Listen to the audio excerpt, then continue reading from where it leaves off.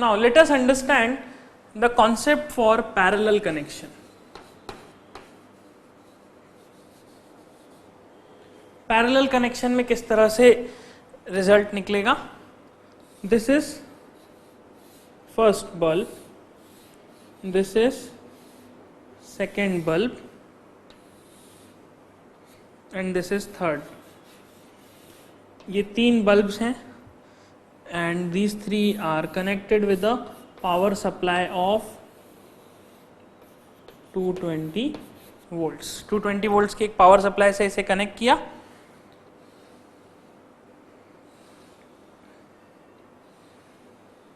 This is bulb A, this is A, this is B and this is C. तीन bulbs, वही तीन bulbs जो यहां पे हमने देखे, उन्हें हमने इस बार पैरेलली कनेक्ट कर दिया.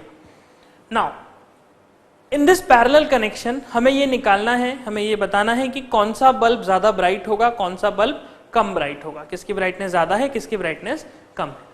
सो एक चीज जो यहाँ पे कॉमन है, जो सभी बल्ब्स के लिए कॉमन है, and that is the potential difference, the voltage. Voltage is same for all the three bulbs. What I can say? I will say that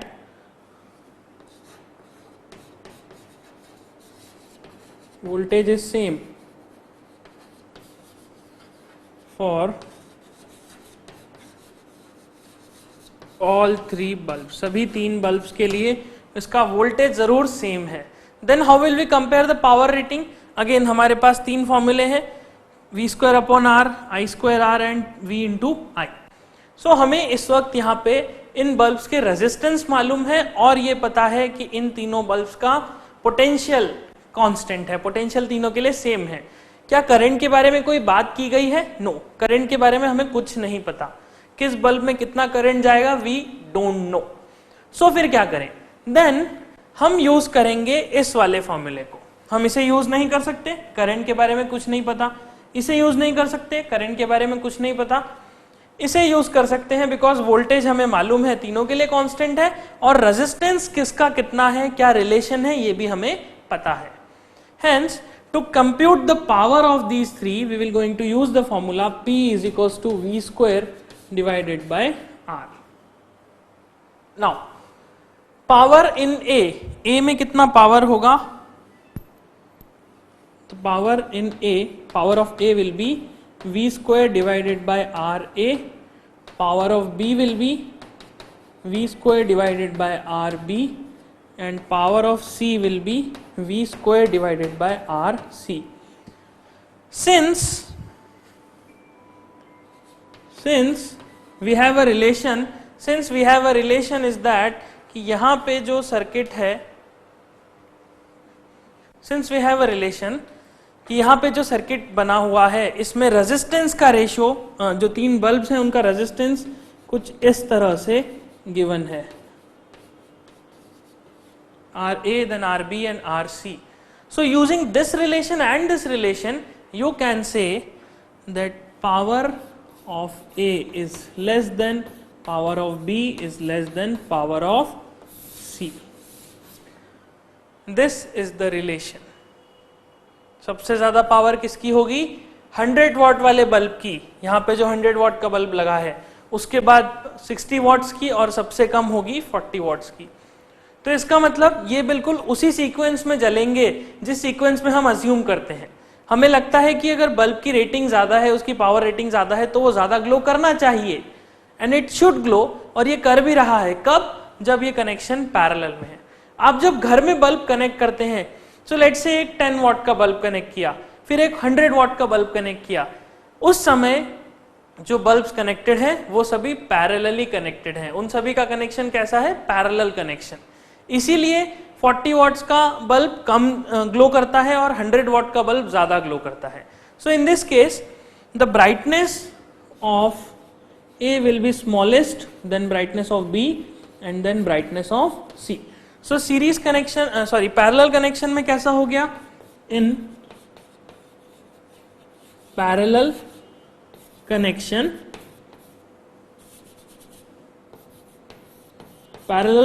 में हमने जाना that brightness is directly proportional to the power rating. यहां पे brightness कैसी होगी? Brightness power rating की directly proportional होगी. जितनी ज्यादा पावर रेटिंग उतना ज्यादा ब्राइटनेस. तो इसीलिए यहां पे सी बल्ब सबसे ज्यादा ग्लो करेगा, बी बल्ब उससे कम ग्लो करेगा और ए बल्ब बिल्कुल कम ग्लो करेगा, सबसे कम. ओके, सो इस तरह से रिलेशन होगा तीनों के बीच में, तीनों रेजिस्टर्स के बीच में कुछ इस तरह से रिलेशन होगा, A B and C. And this is all about the power, this is all about the parallel connection. So देखिए ये रिलेशन बहुत इंपॉर्टेंट है क्योंकि ऑब्जेक्टिव क्वेश्चंस में डायरेक्ट आता है. 3 बल्ब्स कनेक्ट कर देंगे, दे विल से कौन सा ज्यादा जलेगा, ये इससे ज्यादा वो उससे ज्यादा. इस तरह से 4 बल्ब लगा देंगे, 5 6 7. सो आपको क्या याद रखना है? सीरीज में brightness is inversely proportional to the power rating और पैरेलल में brightness is directly proportional to the power rating. एक याद कर लीजिए, दूसरा ऑटोमेटिकली हो जाएगा. ओके, सो इसे नोट कर लीजिए. Then we will move, then we will solve question number 46. Now let us solve question number 46. Question number 46 में कह रहे हैं B1, B2 और B3 तीन बल्ब्स आइडेंटिकल हैं और वह कनेक्टेड है as shown in the figure, as shown in this figure. So question number 46, let us draw the figure of the diagram, figure of this question. It is something, एक ammeter है A1, इससे एक bulb connected है B1,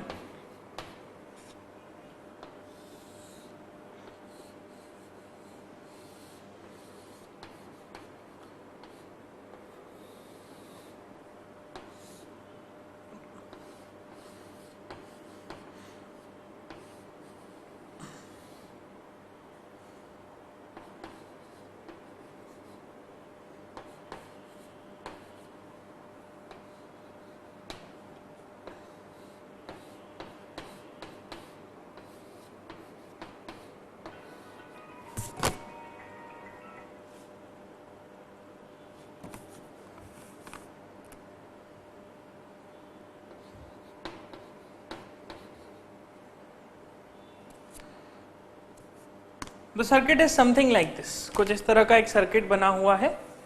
A1 ammeter B1 bulb के साथ connected है, B2 bulb के साथ A2 एमीटर कनेक्टेड है और A3 एमीटर B3 बल्ब के साथ कनेक्टेड है.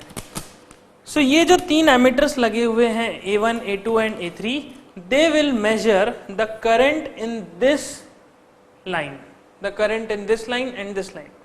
और एक एमीटर है A, this ammeter will measure the total current in the circuit. जो सर्किट में टोटल करंट होगा उसे मेजर करने के लिए हमने एमीटर A लगाया. नाउ एक बिल्कुल बेसिक सा ऑब्जर्वेशन अगर आप देखें, सो यू विल फाइंड कि ये तीनों सर्किट्स, ये तीनों ब्रांचेस पैरेलली कनेक्टेड हैं इस 4.5 वोल्ट्स की बैटरी से. साथ ही अगर A1, A2 और A3 इनके एमीटर्स हैं, सो क्या हम ऐसा कह सकते हैं कि current rating in A1, current measured in A1, A2 एंड A3 व्हेन टोटल, जब हम इसे टोटल करेंगे, summation of this current and this current will give you the total current in circuit. Okay, इस तरह का एक छोटा सा एक ऑब्जर्वेशन हम कर सकते हैं. Now when all the 3 bulbs glow, जब तीनों बल्ब चालू थे, a current of 3 ampere is recorded by this ammeter. इस एमीटर ने कितना करंट रिकॉर्ड किया? इस एमीटर ने रिकॉर्ड किया टोटल 3 एम्पियर्स का करंट. ओके, अगर इस एमीटर में 3 एम्पियर्स करंट आ रहा है, इसका मतलब वह करंट इन 3 में से आ रहा होगा. लेट अस से इस वाले में फ्लो होता है I3, इस वाले में फ्लो होता है I2 और इसमें फ्लो होता है I1. सो I1 करंट, I2 करंट और I3 करंट मिल के यहाँ पे 3 एम्पियर्स का करंट बना रहे होंगे. And we can say that I1 plus I2 plus I3 is equals to I which is equals to 3 amperes. इस तरह का एक रिलेशन हम लिख सकते हैं तीनों करंट्स के लिए। नाउ खास बात ये कि इस क्वेश्चन में गिवन है that B1, B2 and B3 are identical bulbs. ये तीनों बल्ब बिल्कुल एक जैसे हैं, एक समान है, इनका रेजिस्टेंस एक जैसा है, इनकी पावर रेटिंग एक जैसी है, इनके लिए सब कुछ एक जैसा है। इट मीन्स जो करंट फ्लो होएगा तीनों बल्ब्स में, that current should also be similar. वह करंट भी सिमिलर होगा, सेम होगा, एग्जैक्टली इक्वल होगा। इट मीन्स जो 3 एम्पियर करंट यहाँ पे बन के आ रहा है, ये 3 एम्पियर तीनों में बराबर बराबर होगा, बराबर बराबर बटा होगा, तभी ये 3 एम्पियर बन के आ रहा है। So I will say if 3 bulbs are identical, then I1 is equals to I2 is equals to I3 is equals to 1 ampere. तीनों बल्ब में करंट कितना होगा? 1 एम्पियर, ताकि जब टोटल हो तो 3 एम्पियर मिल जाए। ओके, सो इस क्वेश्चन को हमने पूरी तरह समझ लिया है, जो गिवन डेटा है उसे समझ लिया है। Now let us move to the part 1। Part 1 कह रहा है, part 1 says what happens to the glow of other 2 bulbs when B1 gets fused। अगर B1 खराब हो जाए तो बाकी के 2 बल्ब्स के ग्लो पे क्या फर्क पड़ेगा? सो देखिए यहां पे तीनों बल्ब्स कैसे कनेक्टेड हैं? पैरेलली कनेक्टेड है। सो अगर मैं B1 बल्ब को देखूं, B1 बल्ब में 4.5 वोल्ट्स की बैटरी से 1 एम्पियर करंट फ्लो हो रहा है। B2 बल्ब में भी 4.5 वोल्ट्स की बैटरी से 1 एम्पियर करंट फ्लो हो रहा है। B3 में भी 4.5 वोल्ट्स की बैटरी से 1 एम्पियर करंट फ्लो हो रहा है। तीनों बल्ब एक दूसरे से बिल्कुल इंडिपेंडेंट है, किसी एक बल्ब का दूसरे बल्ब से कोई रिलेशन नहीं है, कोई इंटरफेरेंस नहीं है। सो अगर एक बल्ब खराब हो भी जाए, then the circuit will remain complete for B2 and B3 और यह करंट फ्लो होता रहेगा। फर्क सिर्फ इतना होगा कि अगर ये बल्ब खराब हो गया, then this I1 will become 0, और अगर I1 0 हुआ तो ये 3 एम्पियर्स का करंट कितना रह जाएगा? Only 2 amperes. ओके, बिकॉज ये दोनों पैरेलल में कनेक्टेड है, ये तीनों पैरेलल में कनेक्टेड है, तो एक बल्ब खराब भी हुआ तो कोई फर्क नहीं पड़ना। सो पहले क्वेश्चन का आंसर क्या होगा? पहले पार्ट का, part 1, the answer for part 1 will be what happens to the glow of other 2 bulbs when B1 gets fused? We will say no change। बाकी 2 बल्ब्स के ग्लो में कोई चेंज नहीं आएगा, बिकॉज B1 जब लगा हुआ था तब भी इनमें 1 एम्पियर करंट फ्लो हो रहा था और पोटेंशियल डिफरेंस 4.5 था। B1 हट भी जाएगा तब भी इनमें 1 एम्पियर करंट फ्लो होगा और पोटेंशियल डिफरेंस 4.5 ही मेंटेन रहेगा। इट मींस यहां पे कोई चेंज नहीं आएगा। Second, what happens to the reading of A1, A2 and A3 and A when the bulb B2 gets fused? तो देखिए B2 अगर फ्यूज हो गया, B2 खराब कर देते हैं, B2 को हटा देते हैं।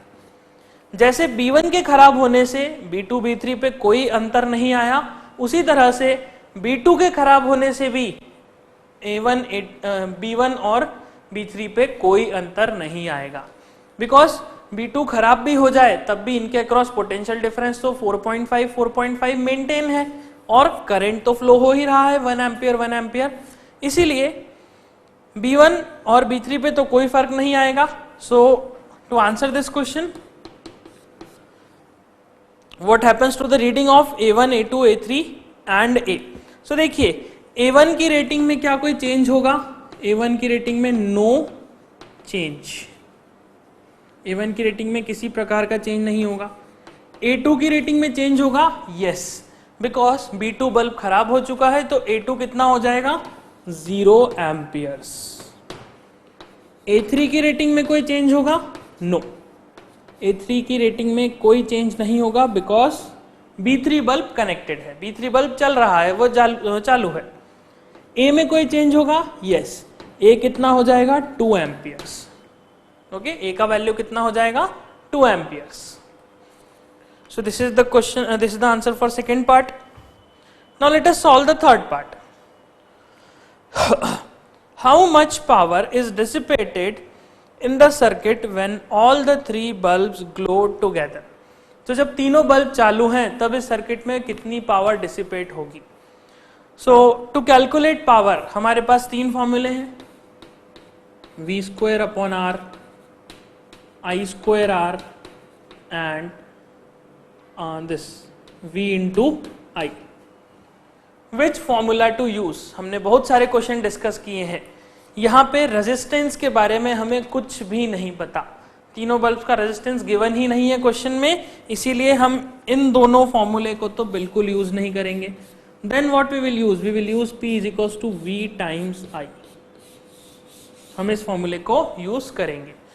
सो let us calculate the power in A. A में कितना पावर है उसे हम कैलकुलेट करते हैं. Power in A can be calculated by using voltage across A and current flowing in A और 1 P1. इसे हम P1 नाम दे देते हैं बिकॉज बल्ब्स की सीक्वेंसिंग 1, 2 और 3 में है. सो V1 V times I1. I1 is 1 ampere, V is 4.5 into 1. सो इसमें P1 की पावर कितनी हो गई 4.5 वॉट्स. सिमिलरली P2 को हम कैलकुलेट करें, V into I2, this is 4.5 into 1. Same P2 की पावर भी कितनी हो गई 4.5 वॉट्स. सिमिलरली P3 की पावर आप कैलकुलेट करें, V into I3, this will give you 4.5 into 1. So P3 will be equals to 4.5 watts. So P3 का हो गया P1, P2 and P3 4.5, 4.5 and 4.5. So what is the total power? Total power is equals to P1, P2 and P3. When you total this, you will get 4.5 plus 4.5 is 9. 9 plus 4. 9 plus 4 is 13. 13 plus 0.5 is 13.5 watts. So this is the total power dissipated when all the three bulbs glow together. अच्छा, इनके brightness के बारे में हम क्या कह सकते हैं. देखिए तीनों बल्ब सेम है, सो इसीलिए तीनों की ब्राइटनेस कैसी होगी, सेम. तीनों की ब्राइटनेस आइडेंटिकल होगी. ओके, सो ब्राइटनेस आइडेंटिकल है. So this is question number 46. So 46 question हमने सॉल्व कर लिया. Now let us solve question number 47. Question number 47 says 3 incandescent bulbs of 100 watt each are connected in series in an electrical circuit. In another circuit, another 3 set of bulbs of same wattage are connected in parallel to the same source. कुछ उसी तरह का source है. पहले हमने connect किया एक 3 100 what के बल्ब इन सीरीज और उन्हीं 300 वॉट को फिर हमने पैरेलली कनेक्ट कर दिया. Which will the bulb in the two circuits glow with the same brightness? Justify your answer. Or second is, now let one bulb in both the circuits get fused. Will the rest of the bulb will continue to glow in each circuit? Give reason. Okay, so इस चीज को तो हमने बहुत अच्छे से discuss कर लिया है. हमने अभी जो बल्ब की कॉन्सेप्ट ऑफ ब्राइटनेस पढ़ा और ब्राइटनेस के कॉन्सेप्ट पे हम इस क्वेश्चन को आंसर करते हैं. Question number 47. First let us draw the circuit. सबसे पहली चीज हम यही करेंगे कि सर्किट को ड्रॉ करें.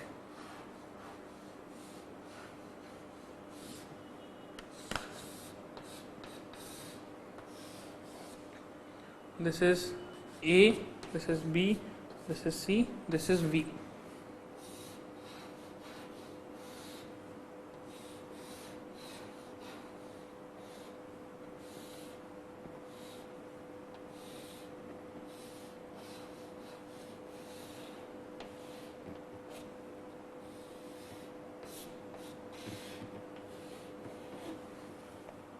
This is A, B and C.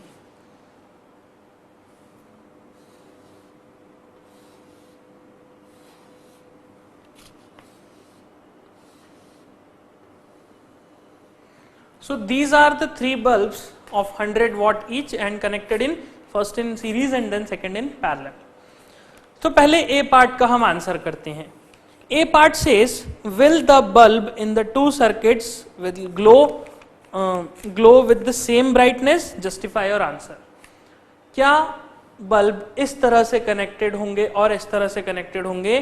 क्या दोनों केसेस में बल्ब सेम ब्राइटनेस से जलेंगे या इनकी ब्राइटनेस में कुछ चेंज होगा? So we have discussed this concept and I am repeating the same concept is that यहां पे तीनों बल्ब्स के अक्रॉस पोटेंशियल डिफरेंस V ही रहने वाला है. सो इस केस में ब्राइटनेस तो तीनों बल्ब की बिल्कुल सेम होगी. That is brightness of A is equals to brightness of B is equals to brightness of C. इस केस में भी तीनों की ब्राइटनेस सेम होगी. Brightness of A is equals to brightness of B is equals to brightness of C. लेकिन आप एक बात ध्यान से देखिए, इस केस में तीनों के अक्रॉस वोल्टेज कितना है? V और V. तीनों को जितना करंट का रिक्वायरमेंट है वो उतना करंट ड्रॉ करेंगे. ओके लेकिन यहां पे क्या हो रहा है? यहां पे ये V वोल्टेज डिवाइड हो रहा है तीन पार्ट्स में. This V voltage is getting divided in 3 parts. कौन से 3 पार्ट्स? A, B और C. इसको मिलेगा V/3, इसको मिलेगा V/3, इसको भी मिलेगा V/3. It means in case में, इन सीरीज के केस में तीनों बल्ब्स की जो ब्राइटनेस है वो होगी तो इक्वल, उसमें कोई शक नहीं कि इक्वल होगी कि नहीं, तीनों की ब्राइटनेस इक्वल होगी, लेकिन इस पैरेलल कनेक्शन से कम होगी. The brightness in series connection will be less compared to the parallel connection, compared to the brightness in parallel connection, because here voltage is divided. Here voltage is not divided, voltage is V only, लेकिन यहाँ पे V/3, इसलिए इसकी brightness almost 1/3 हो जाएगी. Okay? So इसीलिए first part का answer we will say the brightness of this in this case will be less compared to this because of potential divide, because of voltage divide. Okay? Second part का हम answer करते हैं. Second part कहता है कि अगर एक bulb खराब हो जाए तब भी क्या बाकी के बल्ब जलते रहेंगे? तब भी क्या बाकी के बल्ब कंटिन्यू करेंगे? सो देखिए, अभी हमने पढ़ा था सीरीज कनेक्शन के बारे में, हमने अप्लायंसेस लगाए थे, होम अप्लायंसेस. अगर मान लीजिए ए बल्ब खराब हो गया तो सर्किट टूट जाएगा. सर्किट टूट गया तो बाकी के दो नहीं जलेंगे. सो सीरीज कनेक्शन में हम क्या कहेंगे? Series connection में we will say that if one bulb fuses, then other two bulb will not glow because circuit will open. क्या हो जाएगा? Circuit will break और circuit will open. Okay? तो इसीलिए इस केस में तो no glow. इस केस में मान लीजिए A खराब हो गया, A बल्ब खराब हो गया, तो क्या बाकी के दो बल्ब जलते रहेंगे? Yes, because if A fuses, the connection of other two bulbs is not lost. Other two bulbs का connection बना हुआ है and they will glow with the same brightness. इनकी brightness में भी कोई फर्क नहीं आएगा. They will glow with the same brightness. Okay? So this is question number 47. I have done this theoretically because इस concept को हमने discuss कर लिया है. So this is 47. The two questions more are left, that is 50 and 54. इसे note कर लीजिए, then we will discuss those questions.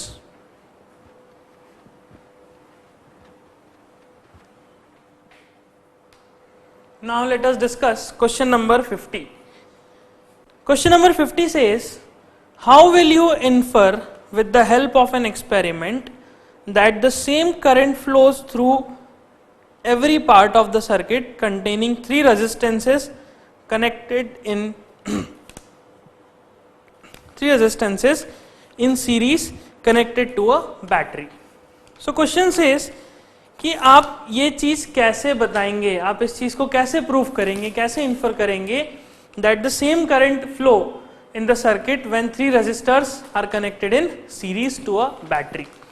So this is very simple question. Question number 50 में हम एक सर्किट बनाना सीखेंगे, हम एक सर्किट बनाएंगे और उस सर्किट से हम उस सर्किट को प्रैक्टिकली करके और फिर ये देखेंगे कि वह किस तरह से इस लॉ को प्रूव करता है, इस स्टेटमेंट को ट्रू करता है या इस इन्फ्रेंस को बताता है। हम क्या करेंगे, हम 3 रेजिस्टर्स कनेक्ट करेंगे इस तरह से, R1, R2 एंड R3, और इन 3 रेजिस्टर से हम कनेक्ट करेंगे एक battery. We will connect a battery कुछ इस तरह से। Now, आपने 3 रेजिस्टर से एक बैटरी कनेक्ट कर दी V पोटेंशियल डिफरेंस की, V वोल्टेज की।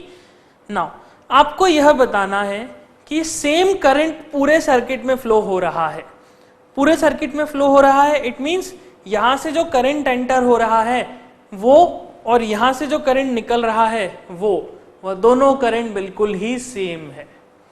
ओके, वह दोनों करंट कैसे हैं, बिल्कुल सेम है। सो हम क्या करेंगे, हम सेम इसी सर्किट में 2 एमीटर्स कनेक्ट करेंगे